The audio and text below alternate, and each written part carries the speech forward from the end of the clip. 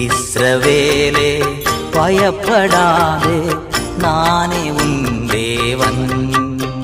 வழியும் சத்தியமும் ஜீவனும் நானே.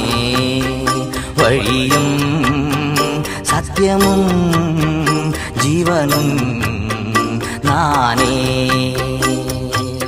இஸ்ரவேலே பயப்படாதே, நானே உன் தேவன்.